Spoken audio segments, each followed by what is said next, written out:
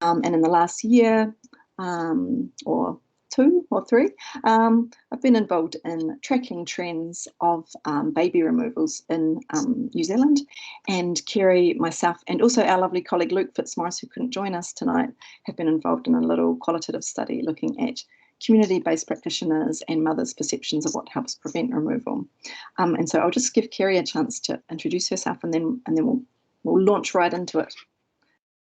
Kia ora, ka mihi mahana ki a koutou, ko waio, ko aoraki te moka, taki timu te waka, taki timu te moka, ko Kāi Tahu, Waitaha, Kāti Māmoe and Waitaha. So warm welcome to you all. I'm Kerri Cleaver. I think I already got a pretty good introduction from Emily there, and just to add in, so like I come from lived care experience, which has really led to my desire to be a social worker and then a researcher, and to work in the space of children's needs and with a particular focus on child protection. So it's been a privilege to work with Luke and Emily and to draw on our collective knowledges together. And my hope is that this presentation will be able to feed some thinking in everyone about what child protection might look like in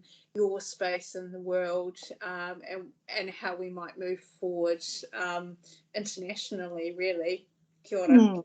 Kia ora. Thanks, Kerri. And what Kerri hasn't mentioned is that she's actually been one of the real leaders from her own iwi of Kāi Tahu in leading the partnership between Kāi Tahu and Orangutan Tamariki, which is our child protection system. So that's one aspect of our recent reforms, has been these formations of partnerships between the state and iwi, which is Māori tribes, and Kerri's been really involved at the forefront of that work, so she brings that expertise as well to our talk.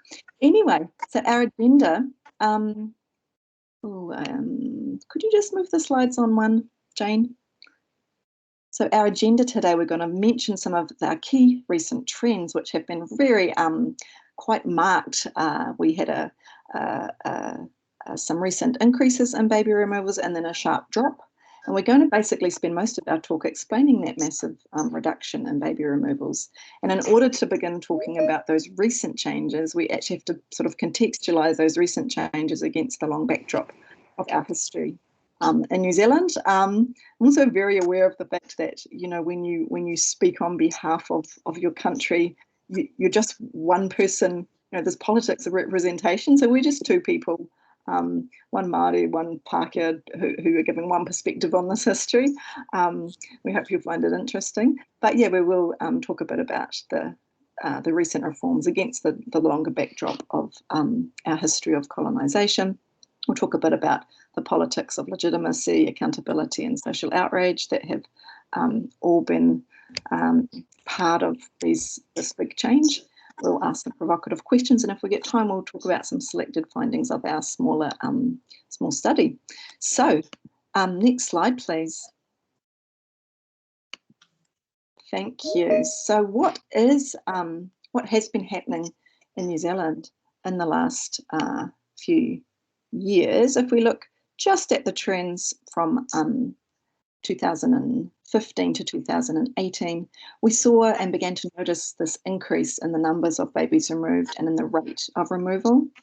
And when we began to dig down into those numbers, we could see that there was also an increase in the coercive aspect of those removals, that is, an increase in removals by order as opposed to by agreement. It was much more orders around in the antenatal period, so orders made on unborn children as opposed to babies post-birth. There was a social gradient vis-a-vis deprivation, so twice the chance of removal in the most deprived region compared to the least deprived region. And when we drill down into all age children, there's actually and drill down into smaller areas. We know there's a 9 times chance of care for those in the least deprived, in the most deprived decile compared to the least deprived. But very worryingly, this increase was highly racialised, so that increase was almost entirely due to an increase in Māori babies being removed. You can see the rate there on the slides of change. And so many of us were concerned, and there was many voices beginning to be concerned about this rise. But then, as you'll see in the graph on the next page, oh, can you forward the slides, please? Yeah, get all those numbers out. Yep, thank you. And then if we could, yeah, and on this slide, we see that in 2020, after that kind of quite steep increase, that there was this huge reduction in 2020, both in all babies removed and in Māori babies, and in that line is actually the disparity rate between Māori and non-Māori babies being removed. So there's also a reduction in disparity. So what caused this kind of quite significant change in the practice of baby removals? And in order to answer that question, we need a very brief history lesson to try and begin to understand this large change. Over to you, Kerri. Next slide, please. So in order to understand that, we have to talk about colonisation. And for Māori, we have to talk pre-colonisation to really contextualise the way in which child protection developed in Aotearoa. So pre-colonisation, pre-1840, Māori had recognised systems of authority and sovereignty. This included our own systems of law, land, care, education, health, resources, values, and an economic base. That also included systems of caring for our children. So in our histories of being Māori and living in society, children were considered taonga. They had rights. Really early ideas about children's rights, the integral part they played in society, and the way in which their rights existed within their families and their tribal systems. So in 1840, we signed an agreement understanding that we had sovereignty and authority over our families, over our lands, and all of those other parts I talked about. That treaty, Te Tiriti, or the Treaty of Waitangi, was really the coming together of two peoples, coexisting together, and what was really visioned as the perfect unity model. I like to think, in the here and now, the work that Emily and I do is like a representation of what we should be seeing across micro, meso, and macro systems of what a treaty partnership should look like. So as we pretty soon after the treaty was signed, we started to see a change and the overlay of Western systems on top of our Māori systems of education, health, etc. And there was really a belief that Māori would die out. There's quotes from that time from politicians who talked about smoothing the pillow of the dying race up until the 1930s. Māori were really left alone. There was a belief that we would die out, but also, even though babies were dying at phenomenal rates, there was no intervention from the state. So as you can see on one side, the non-Māori experiences, there was absolutely already a response within Aotearoa New Zealand to children, but only non-Māori children. And that really was a focus on settler communities who came with a whole lot of ways of doing. They brought violence over on the boats. Violence wasn't rampant within Māori communities, and there was some issues within the formation of being a settler state that led to the need for the state to intervene with industrial schools, borsals, orphanages. So along those lines, life just really continued for Māori until the 1930s, and then there was some increased surveillance upon Māori families starting from the 1950s. The nuclear family model was really encouraged at that time, and starting to impose upon Māori and the extended whānau system as well. Could you switch slides, please?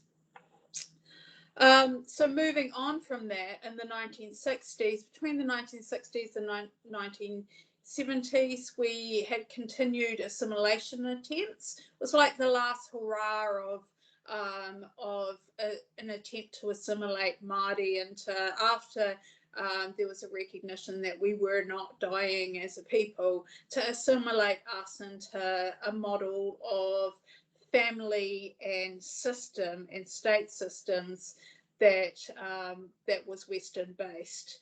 That led to some activism within the 70s and 80s. And really at this time, there were two significant positionings in this period, which were not compatible. We had a rights movement, we had the treaty rights movement, Indigenous rights, human rights, children rights, all coming together. And at the same time, we had the extensive neoliberal restructuring of the state. So really the idea of individualism, free trade, capitalism, holding individuals responsible. Well, on the opposite side of that, there was an acknowledgement, a forced acknowledgement through Māori activism that Māori worldviews had a place. A real fundamental part of that was the 1986 Aotearoa document, which was an extensive review of our child protection system, which found that there was institutional racism, structural and interpersonal racism throughout the whole child protection system.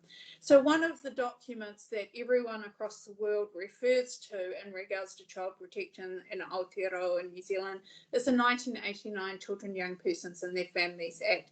That act came out of the Aotearoa report. Throughout that act is the revisioning of some child protection systems that actually centred some Māori worldviews. The family group conferencing is one example of that, but also whānau, hapu and iwi are mentioned quite a lot in that act. So we had individualism and capitalism, and then we had children's rights really coexisting, not in a non-compatible way throughout that period of time. Next slide, please. Just moving on from that, we hit the 2010s, 2012s, and we had then an understanding that there was something not quite right with our child protection system. And this is leading to some acknowledgement that we had growing numbers within the state. There was some lots of murmurings then about how it just simply wasn't working as it was intended under the Act. So a lot of reviews were happening at that time, which all accumulated into the 2015 expert panel review, which really talked about a need to really vision something quite different. So from that review came the creation of the Orangutan Tamariki renaming of what our system was called, which was Child, Youth and Family, and some changes that were held within that. So one of the significant changes and pieces of hope within that was the inclusion of a section called 7AA. 7AA made explicit what was already implicit within the Children, Young Persons and Their Families Act, and that was the role of whānau, hapu and iwi. Hapu are like the extended family networks or sub-tribes, like deeper meanings to that, but that's just the quick understanding of that. And iwi are the tribes. So we have tribes all across Aotearoa New Zealand. And what the Act said was there was actually a place for families, for the sub-tribe and for the tribe in the development of services and responsibility to our families within the child protection system. There was quickly some recognition that there were some issues around that, hence that the policy direction was, and the thinking around the policy wasn't really being quickly backed up by action. There was some changes in that point. We did start to see a particular part of Orangutan Tamariki child protection system starting to form partnerships with tribes. And as Emily said, I was part of my tribe, Ngāi Tahu's response to that and setting up a system. But generally, we were still feeling that that wasn't, there was still some issues, particularly as we get to the next part of the story, which really was the fuel that really activated change. Next slide, please. Back to you, Emily. Thank you, Kerri. That was an amazing summary of a very complex set of historical events, processes and concepts. So as Kerri noted, there was some, the initial part of the 2015 reforms had been very much focused on this, promoting the child-focused discourse, but at the same time it did have some emphasis on, particularly driven even in those early days by Māori advocacy, really, around getting ideas about partnership and devolution into the legislation as well. So like all policy processes, there were multiple players and it was messy and complicated and multiple stakeholders, but in amongst this sort of very slow turning of the ship and continuing kind of increases, slightly stalling numbers of baby removals, in 2019 we had what came to be known the Hawke's Bay case, which is really a story about how influential the media can be in driving forward change in response to a sense of social outrage.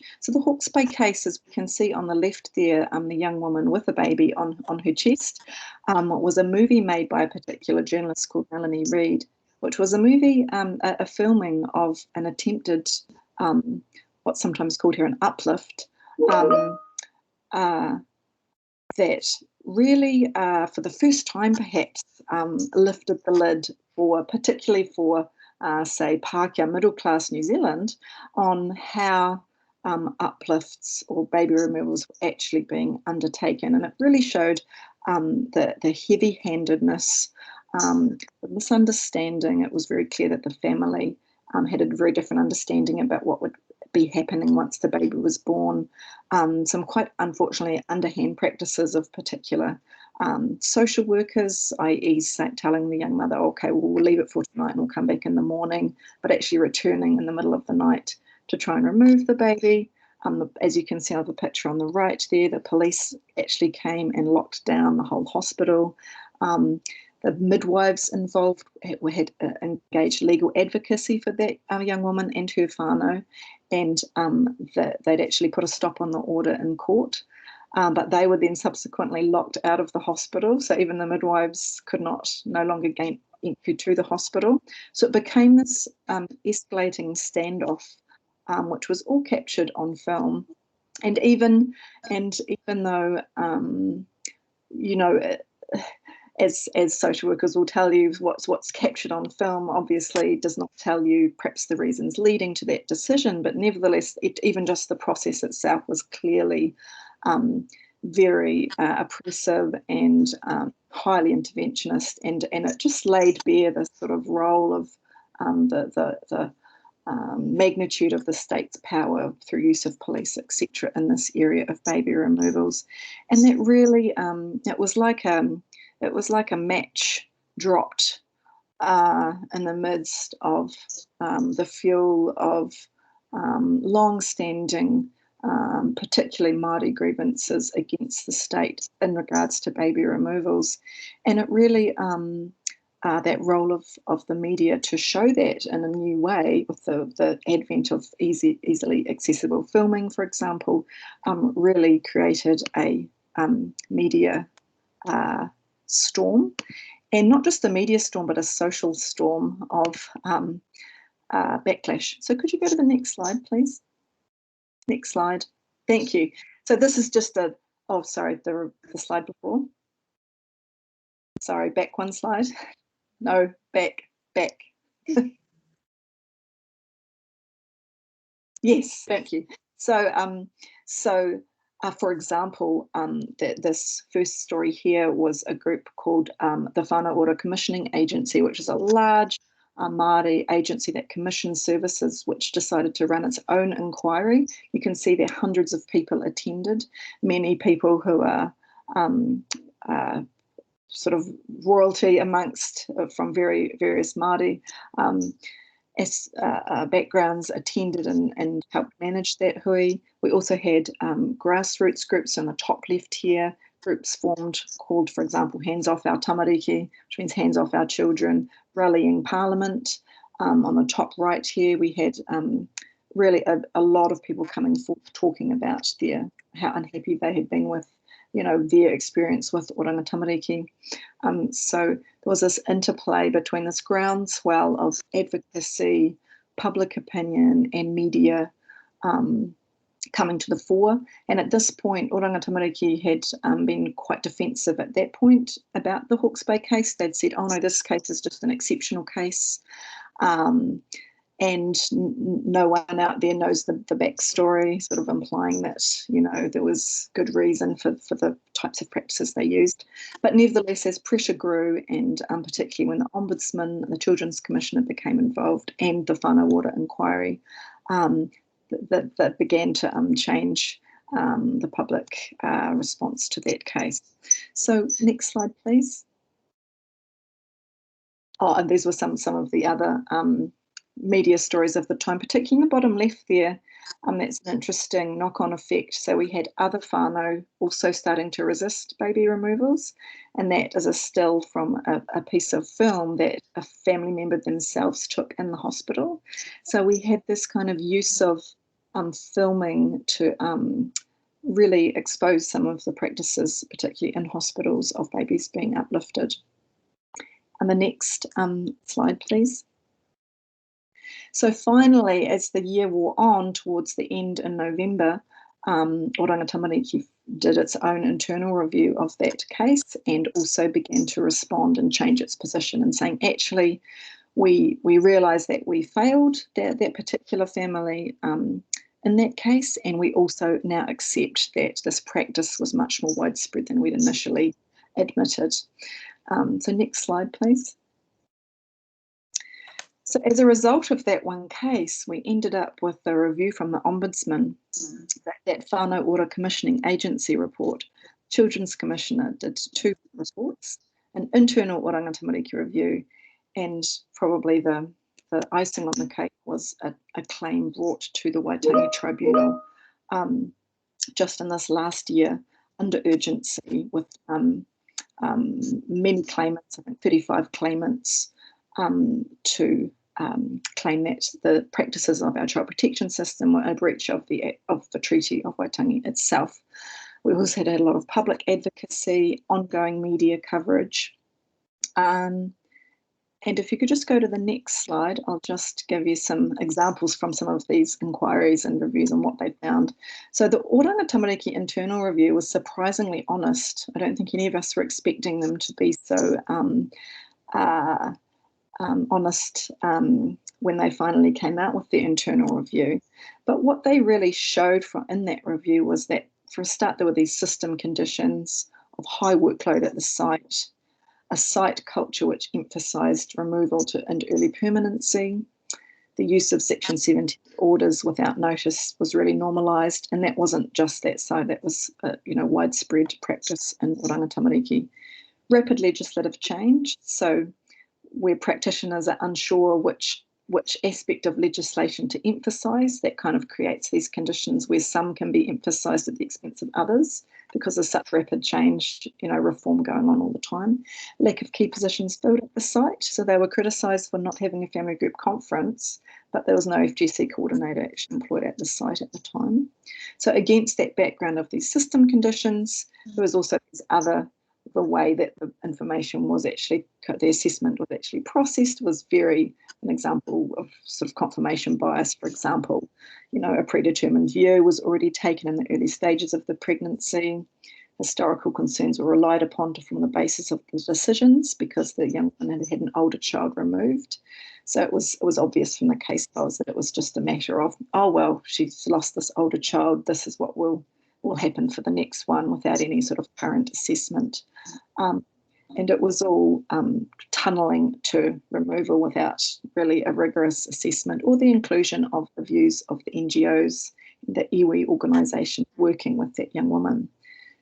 Could I have the next slide, please? So that was the internal review that the Oranga Tamariki did itself. The Ombudsman's reports. The Ombudsman, I assume it's similar in England, is an independent person who can oversee and investigate matters of procedural justice, really, in a wide range of sectors. His review looked at, visited 9 out of about 50 sites of our Child Protection Service, and looked at all files between those 2 years, 2017 to 2019. He examined all the Section 78 files from those 9 sites. It was a total sample from a decent proportion of all sites. And found that in all 74 files, the Ministry applied for without notice interim custody. So this was egregious, really, in terms of procedural justice. If you remember, the Oranga Tamariki had claimed at the time of Hawke's Bay case that was an exceptional case. What the Ombudsman's report really did was said it wasn't exceptional, actually. This practice of applying for without notice orders was widespread. Which is very significant when you think about what that means for a family. It means they're in hospital. They won't have known that an order's even been made. They've not had an opportunity to come to court, and often it was taking months for the hearing in court to occur, which meant that families would sometimes wait several months before they could even get into court. And in that time, baby would be with other people, and then the attachment arguments would come in. Baby's attached elsewhere, so we can't consider return. So that was very significant that there was all the cases he looked at, none had been made on notice. He also found some other interesting thing, that there was very little specific guidance available to social workers about assessing unborn babies and their appearance in whānau. Also did not emphasise the need to consider all other options. So it clearly wasn't really being used as an option of last resort only. Also found that, for some other interesting details, a third had no child and family consult. So every decision within our child protection system should go through a particular type of consultation, which considers, strengths and risks, and modelled on a sort of signs of safety assessment framework. A third didn't have it. 64% had no professionals meeting. So could you go on to the next slide, please? Some other things he commented on was also some other key issues that we know are really important for the population that come often to contact in the pre-birth period. So he noted there was limited guidance in respect of disabled parents. It was concern that the ministry might have been operating an outdated medical deficit-based model of disability. Felt it wasn't emphasised enough that IQ should not be used as a sole measure of parenting capacity. So really took issue with the lack of a rights-based approach to disability. Also objected to the fact that in these case files, the parents' own experiences of trauma were often viewed as a sign of risk, rather than a sign of parents having legitimate needs to address their own often traumatic backgrounds. And also time. So he's also able to show that in 77% of the cases reviewed, the reports that Oranga Tamariki received were more than 60 working days before the birth of the baby, but it took over 50 days, nearly half of the cases, to complete the assessment. So he's basically saying people weren't getting in quick enough and doing the basic assessment and support work. And so this was leading to quite reactive practice at the time of birth. Next slide, please. And so a result of the Ombudsman, the outspoken, all the media coverage, those other reports coming out, Oranga Tamariki did make these significant practice and policy changes. So now every without notice application had to now be approved by the regional legal manager, site manager, practice leader. All these assessments must now be ticked off. Legal advice must be sought, because that was another criticism, was that many cases legal advice hadn't been sought, so the actual legality of the order had been called into question. So huge tightening of the procedures around gaining without notice orders. And also, although Section 7AA had just come into effect, this was much more emphasised now in the Oranga Tamariki discourse of what it was going to do to help fix the broader issues around inequities for Māori. So looking to ensure that the treaty was considered in decision making, that they would pursue more partnerships with iwi. They already had some at that time, but they would, beef those up. Also, another aspect of Section 7AA is that it creates an onus on Oranga Tamariki to measure disparities and report on disparities. So that's the first time that the use of data to show disparities very clearly was a requirement of legislation.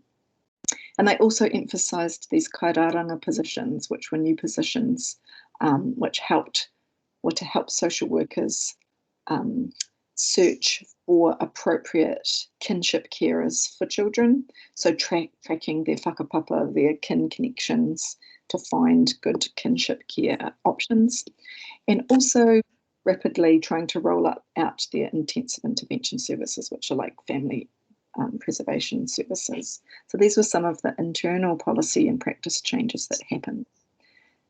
Next slide, please. Oh, over to you, Kerri. Cool.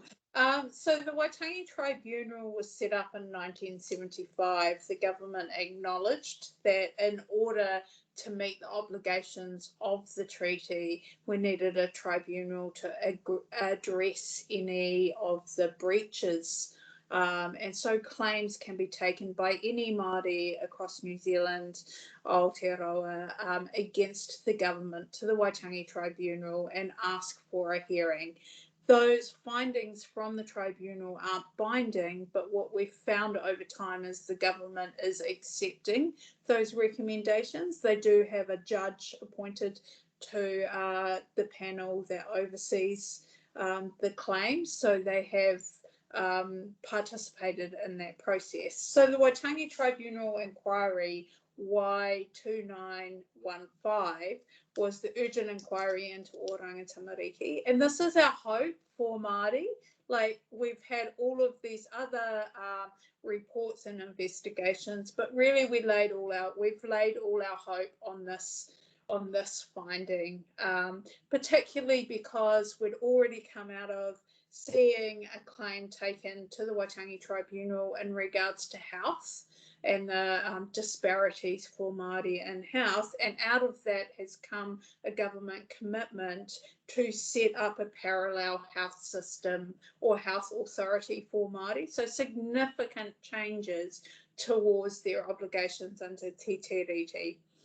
Some interesting parts about the Waitangi Tribunal is, and all the way along the story of this young mama having her baby uplifted, is that Māori inside and outside of government have worked together on getting to where we are now. So we've got our Māori leaders who work within the child protection system and within government, or in partnership with Māori, with the government, turning up at the Waitangi Tribunal and really consistently telling the same story, that the system does not meet Māori needs and that we need a transformational approach. Words such as tinkering around the edges have been like a core slogan towards actually making significant changes. So the recommendations, we just had the release of that inquiry about a month ago or a couple of weeks ago, and that's been really significant. What was found was that it was an absolute breach of our rights to look after our what is termed within Te Tiriti our kāinga. Our kāinga could be translated to home, but it actually means the whole unit of society that wraps around children and families.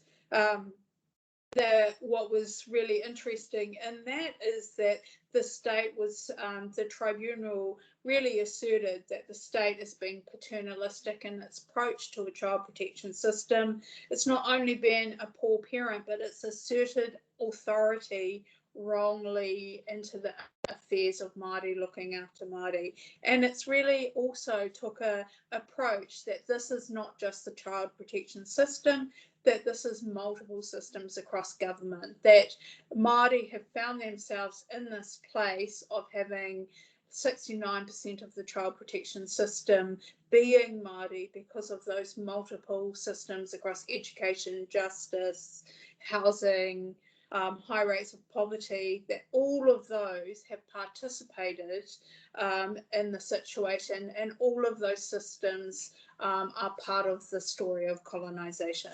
So the recommendation from the Crown was, by the tribunal, was for the Crown to step back from further intrusion into Māori rights, into the kāinga.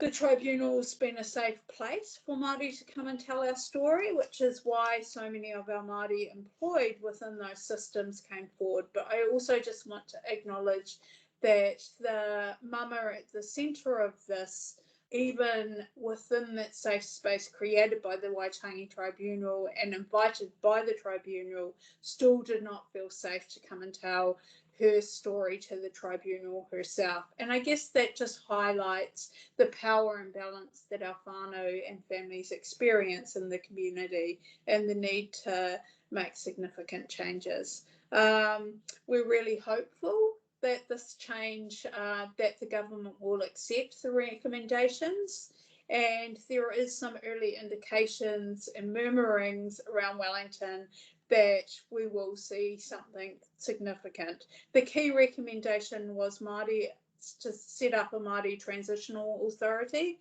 and the aim for that is that that authority then will work with each tribe, with each sub-tribe, in order for them to be able to vision what it looks like for them to move forward. Next slide, please, and back to Emily. Still we're going over time. Whoops. Thank you. I promise we'll finish soon.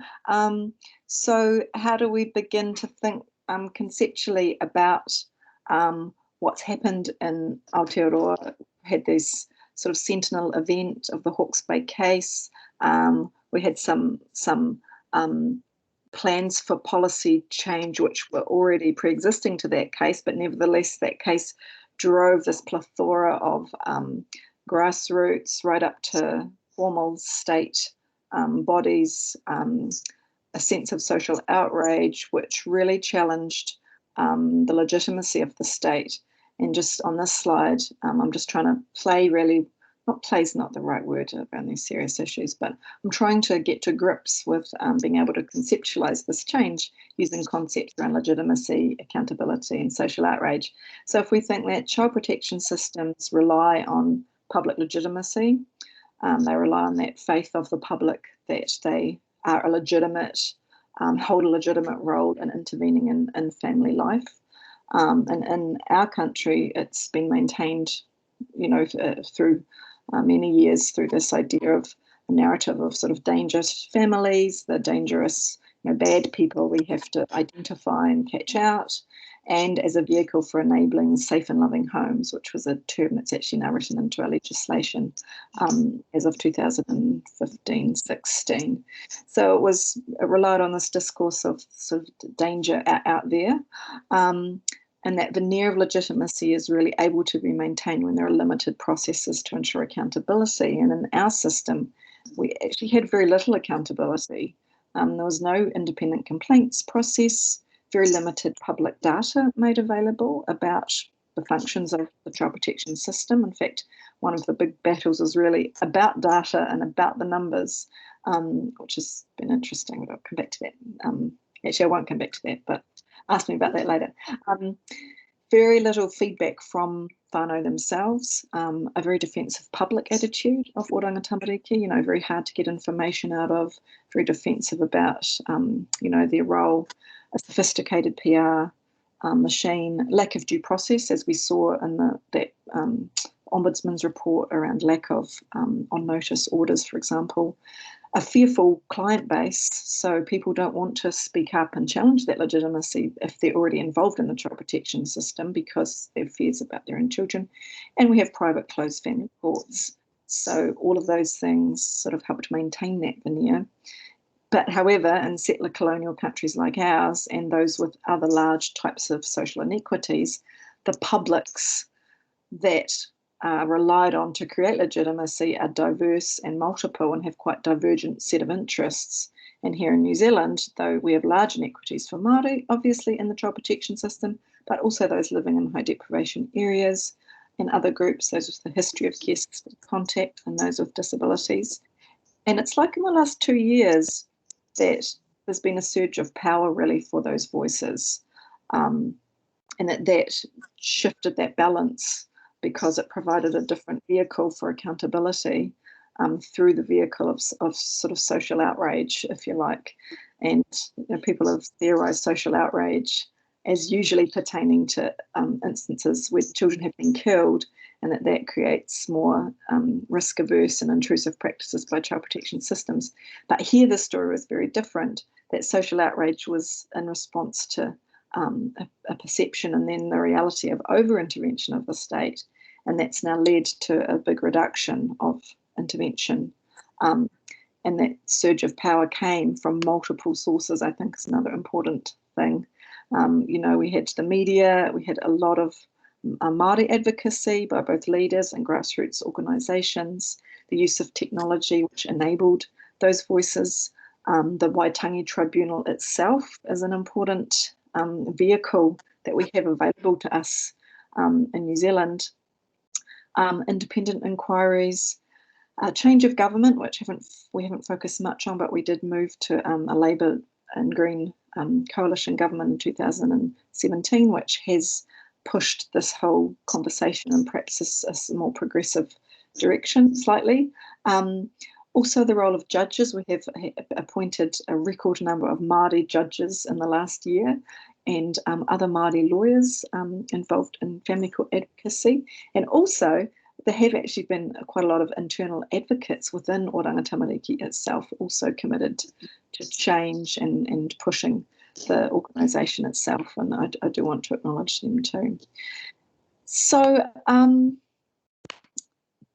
I think are we out of time? That might be a place. I'm not sure. Well, it's such an interesting presentation that I don't dare to interrupt because I think we all benefit from listening to it. And I believe we have an hour, but we're more than welcome. Or am I mistaken, Jane? I'm happy to finish there, and we could take some questions, or I can go on and present some findings from our little research project. Karen, what would you suggest? Keep going. It's absolutely fascinating. All right. Oh, okay. All right. Yeah. I mean, it's been such a gripping talk. Please do keep going and share those findings. I mean, a few of us probably are okay, a bit flexible, because I know some of us are going into another meeting, which can easily delay the start of. Not everybody, but yeah, please do share. Yeah, we are recording, so the recording will be available for those who asked. So if you have to go, then you can watch the rest of the presentation recorded. And then for those who can stay, that's great. And we can maybe talk a little bit after. Thank you. Okay. Lovely. So one way to theorise this big reduction in child removals is around those ideas of legitimacy, accountability, and social outrage. But we're also very curious about have there been any downsides? Because we think it's important that, even when reforms go in the direction that might align with your personal values, are there downsides? Because there's been this very sharp change, which really took place due to that managerial tightening of the ability to gain orders, but we still have some interesting questions around are there, for example, are there enough actual services available for those families that might be quite high needs, but there's not able to be a response from the child protection system, which is positive, right? It's stopping those very unfair and oppressive practices. But are there enough intensive services established yet? Probably not. We have a number of NGOs which offer some amazing services, but their availability is quite varied throughout the country. Only some sites have those partnerships set up with iwi, so they might not have the alternatives available to them that you would hope are there if you're not able to pursue orders.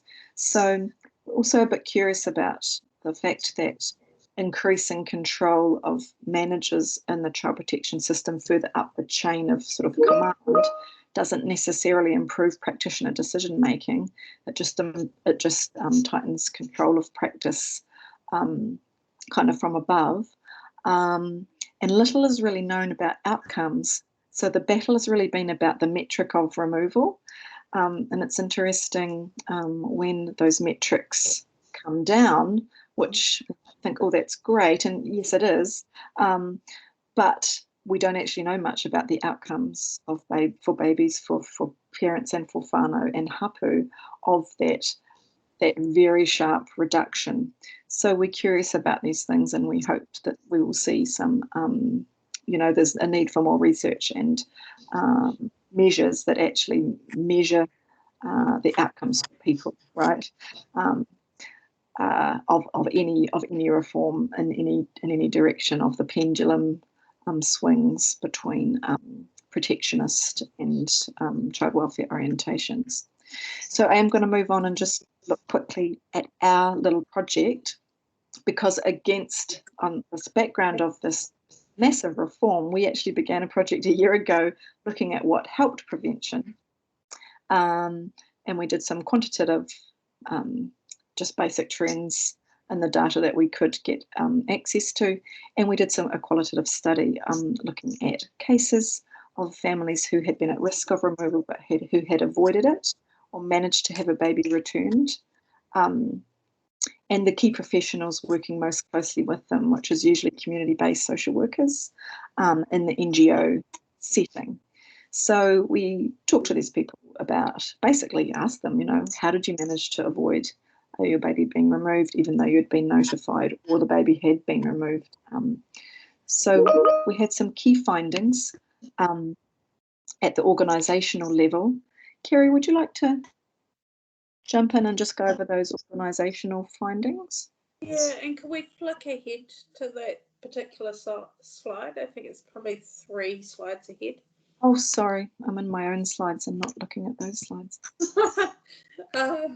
Yes, that's... So our selected findings at the organisational and systems level was really around the equitable access to early services. So taking a holistic approach, that provision is only available in some areas. Aotearoa is like 5,000 people across a really expansive area of land. So that has some issues around the provision of services, and some of that was highlighted within our research. And some contracts overly determined on single outcomes.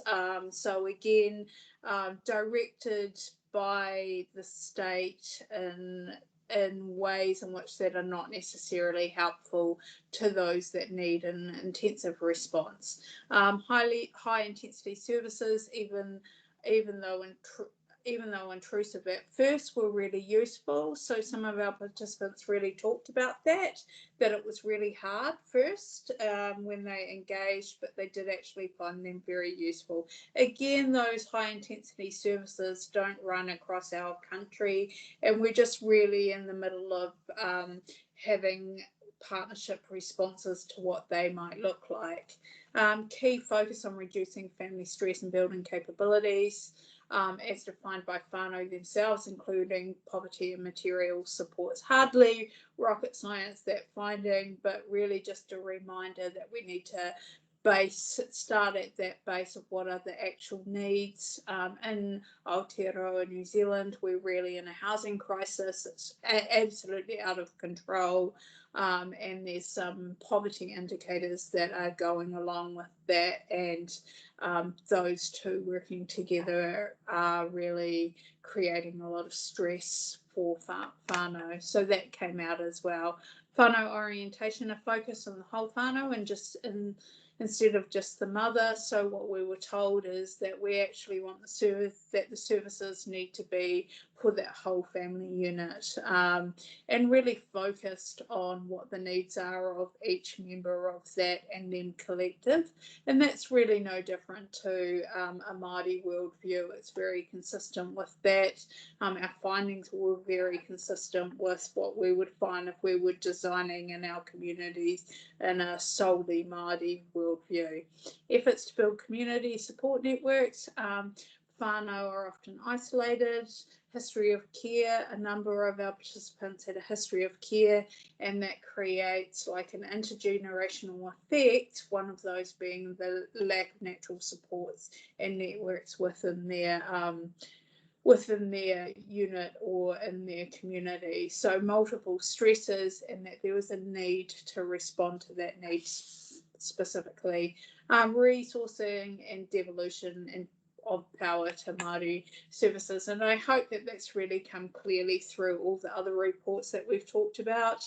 The Children's Commissioners put down that as well, by Māori for Māori. This definitely was the intention behind 7AA and the Waitangi Tribunal report, and not really a stroke of luck, but just really to demonstrate that we were on track in the conversations that were being had, was that we also found that Māori services were valued, that people trusted Māori services, and there needed to be more power to them to be able to support and help families. Next slide, please. Do you want me to talk to this one? Okay. Or do you want to do? Yeah, you do this one. All right, she's handing me the baton. So, if those were some of the organisational systems level findings, and this was some of the things at the level of practice. So, again, somewhat unsurprisingly, the focus from both practitioners and families was an emphasis on empathic relationship building, using having and showing respect for people, cognizance of people's own life histories, being perceived as trustworthy, and when those types of qualities were enabled in the relationship, then that person sort of earned the right to challenge, coach and support people. So it was like without that level of relationship, it was like you didn't earn the right to be able to challenge or gently, suggest change until that relationship was there. A big focus on drawing on love and commitment to children by practitioners to gain and keep engagement with parents. And for parents, what was really interesting was that particularly mothers would talk about the fact that their commitment to their children helped them not feel like they were just being dictated to by the Child Protection Agency, but that was one way that they could say, well, I'm not doing it for them, I'm doing it for my kids, and I'm doing it for myself. So that idea of commitment and love for children was able to wrestle back some sort of internal kind of locus of control. Parents spoke quite a lot about practitioners who had experience of parenting, so that was viewed as valuable and garnered a bit more respect. The mediating role of the community-based practitioner between the family and the Child Protection Service were quite key. So it was like this person, this community-based practitioner, was kind of at this interface between the one hand the Oranga Tamariki and the other hand the whānau themselves, and that took a couple of different forms.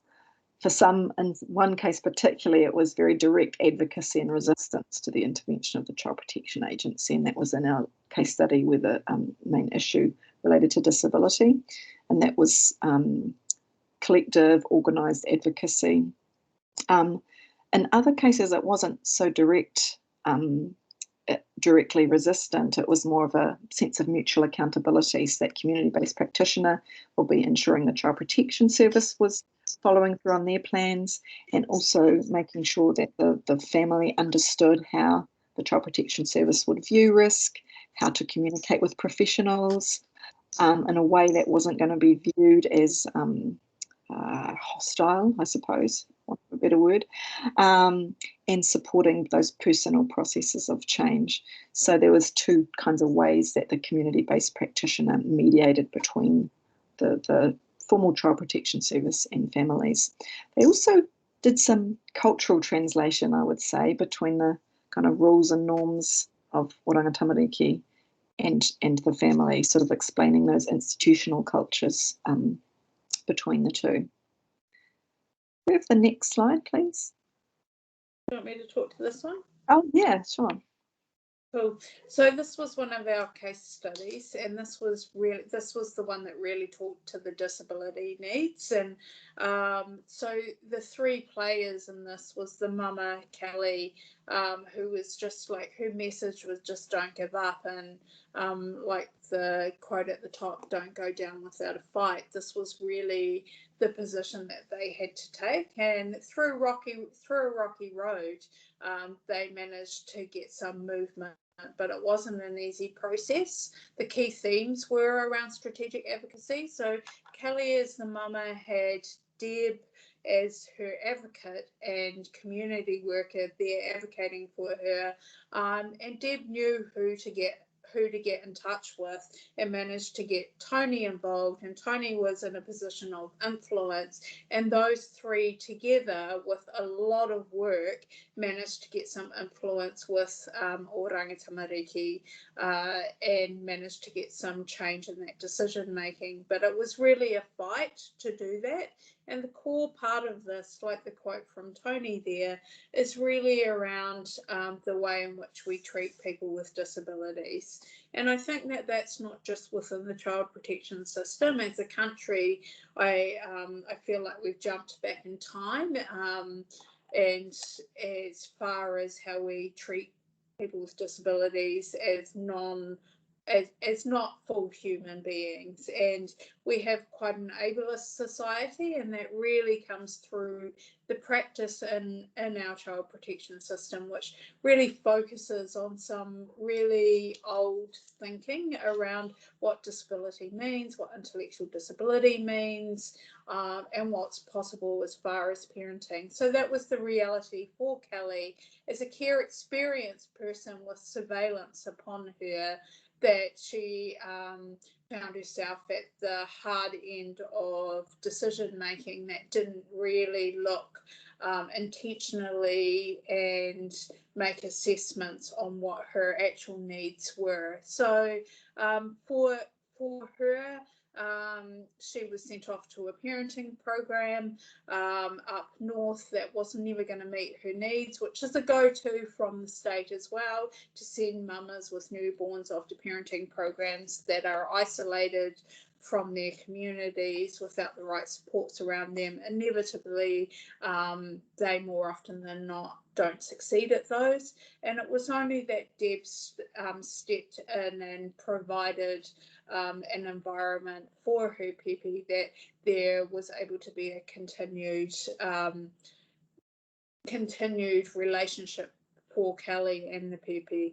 And that, like, one of the core things around that is that severing of that relationship between mama and babies is sometimes so damaging that they really interrupt that bonding and the ability of the mum to feel really confident in parenting. So the key themes were really, for this particular case, strategic advocacy, rights-based practice, particularly to this case to disability, accurate assessments, not just thinking you know the answers, that support rather than surveillance is provided. The collaboration with OT and other professionals is really interesting in that space, because it requires your advocates and your community workers to have a really good relationship, but also to be able to push back and resist when needed. And that really, this also highlighted the lack of intensive response services within our communities, and that there weren't actually a lot of options, residential options for mamas and babies to go and be able to get the service that they need. That wasn't about assessing for removal, but rather about a support for continued parenting. Multiple meanings of whānau came into this play, and how this is particular to some of our mamas who are care experienced themselves, that they get to design what whānau is for them and who the people are that they trust and who are supportive to them. So they're the really key themes that came from that case study. I'm going to hand back for the next slide to you, Emily. Thank you. I think we'll actually go, if we could go 2 slides over. 2 slides over to the, yeah, thanks. So just reflecting on our own findings about what they might mean for legitimacy, I guess, just as those big moments of reform had some themes around establishing legitimacy and accountability. Likewise, in our little qualitative study, we also picked up some themes and ideas about legitimacy, because what we found was that some things that help prevent removal were addressing the direct needs and support needs of parents directly. But there were all these other, and you might say, well, those are legitimate issues which do need addressing in some shape or form that actually affect or may affect parenting. But then there were these other issues which weren't really to do with parenting capacity, which could also affect removal or preventing removal. So lack of transparency, in some cases of the Child Protection Agency, could lead to families not really knowing what was expected of them. So they could be not sort of perform safety in the right way, or disengaged due to lack of trust. A lack of integration of early helpful services could also lead to disengagement, and this increases the perception of risk, even though it's the services not getting their kind of act together early enough in women's pregnancy timeframe that causes that confusion. A big emphasis on past system contact and current assessments could unfairly skew current assessments of parents, and we saw that in that internal case review of the Hastings case. And in the context of colonisation, that further erodes the ability of Māori whānau to offer care, because Māori are disproportionately represented historically. If there's a lot of emphasis on historic system contact, that is also going to have this knock-on effect for Māori in a disproportionate way. Those outdated views of disability could also be considered, I guess, a legitimate reason that could lead to removal. And cultural conflicts between families and the child protection system, both institutional conflicts and those related to ethnicity, could also affect the relationship and decision around removal. So